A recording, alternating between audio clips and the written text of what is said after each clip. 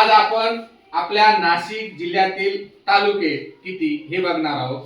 मग तुम्हाला माहित आहे, तुम्ही तिसरीचे मुलं आहात, तुम्हाला सगळं माहित आहे की आपल्या नाशिक जिल्ह्यात किती तालुके आहेत। किती तालुके नाशिक जिल्ह्यामध्ये? 15 तालुके। आता 15 तालुके तुम्हाला माहित आहे, परंतु तुम्ही ज्यावेळेस 15 तालुके ओळखतात त्यावेळेस तुम्हाला काय होतं, उशीर लागतो। तुम्ही आठवतात तालुके, कोणी सिन्नर आठवतं, कोणी पेठ आठवतं, कोणी नांदगाव आठवतं। तर असं न करता आपल्याला पटकन कसे तालुके ओळखता येईल त्यासाठी आपण काय केलं माहितीये का, इथे वाक्य तयार केलेले। काय केलेले? वाक्य। असं वाक्य तयार केले ते बघा इथं, वाचा। सुई चांदी देना माये कसं पेशी निनांक्रम। कसं माहितीये का, सुई चांदी देना माये कसं पेशी निनांक्रम। हे जे अक्षर दिलेले आहे त्या अक्षरापासून जे शब्द बनवलेले आणि शब्दापासून काय आपण केलेले वाक्य तयार केलेले, या वाक्यापासून आपल्या तालुक्यातील आपल्या जिल्ह्यातील 15 तालुके फास्ट मध्ये म्हणजे एकदम सोप्या पद्धतीने आणि पटकन कसं होईल हे आपल्याला बघायचे। मग बघा, पहिला अक्षर काय दिलेलं आपल्या इथं, काय दिलेलं आहे? सु। मग आता मला सांगा, सु पासून कोणता तालुका तयार होतो? सु पासून तयार होतो बरोबर। दुसरा बघा, काय अक्षर दिलेलं आहे? ई। मग मला सांगा, ई पासून काय तयार होतो? ई पासून तयार होतो बरोबर। 3 नंबरचं बघा, कोणतं अक्षर आहे? चा। चा पासून काय तयार होतो? चा पासून कोणता तालुका? 4 नंबरचं बघा, अक्षर कोणता आहे? दी। आणि दी पासून आपला तालुका तयार होतो। कोणता आपला तालुका?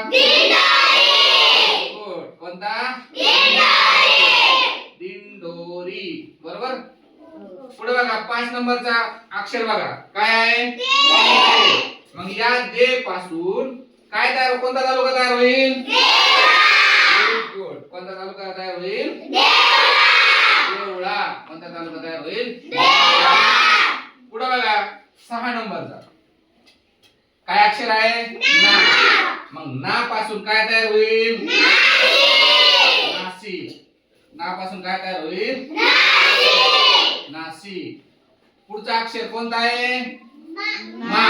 काय आहे? मा। मग मा पासून काय तयार होईल रे?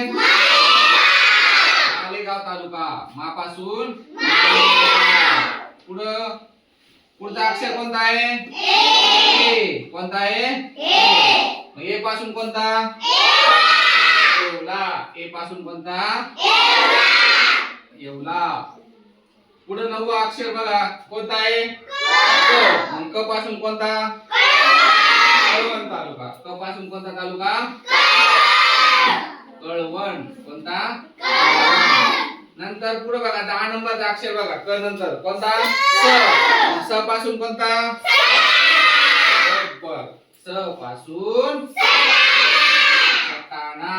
स पासून पुढे बघा, 11 नंबरचं काय आहे? पे। कोकणातला तालुका पे। पे पासून काय तयार होतो? पे। पे पासून काय तयार होतो? 12 नंबर सी। कोणता? सी। मग सी पासून काय तयार होतो? सी पासून तयार होतो तालुका तो सिन्नर। सिन्नर। कोणता? सिन्नर। पुढचा बघा, काय आहे? नी। मग नी पासून कोणता तालुका तयार होतो? बरोबर, द्राक्षांचा तालुका निफाड। कोणता तालुका? निफाड। पुढे बघा, 14 नंबरचा कोणता? ना। ना वरून तयार होतो दुष्काळी तालुका आपला नांदगाव। म्हणजे तिथे पाऊस कमी पडतो, बरोबर आहे की नाही? म्हणून तो सगळ्यात कमी तो पाऊस जो पडतो तो पडतो नांदगाव तालुक्यात, बरोबर। म्हणून पुढचा तालुका कोणता? नांदगाव। नावरून काय तयार होतो? नांदगाव। आणि पुढचा त्रम, म्हणजे तिथं आपलं 12 ज्योतिर्लिंगापैकी एक ज्योतिर्लिंग आहे, महादेवाचं मोठं मंदिर आहे। असं कोणता तालुका? कोणता तालुका? त्र्यंबकेश्वर। तर अशा प्रकारे आपल्याला आपल्या जिल्ह्यातील तालुके पटकन कसं बनवता येईल त्यासाठी एक वाक्य तयार केले, हे जर तुम्ही वाक्य पटकन पाठ करून घेतलं तर तुम्हाला तालुके तयार करायला जास्त वेळ लागणार नाही. एकदम अवघ्या 2-5 मिनिटांमध्ये तुम्ही हे तालुक्यांची नावं तयार करू शकता. त्यासाठी हे पाठ पाहिजे. हे पाठ म्हणजे कोणतं? हा वाक्य म्हणजे काय? वाचा. श्री साई देवा माये कसरत पेशी दिनांक.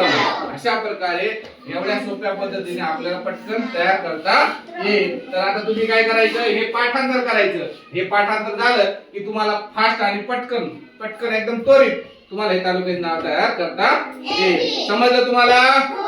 ओके, चालेल.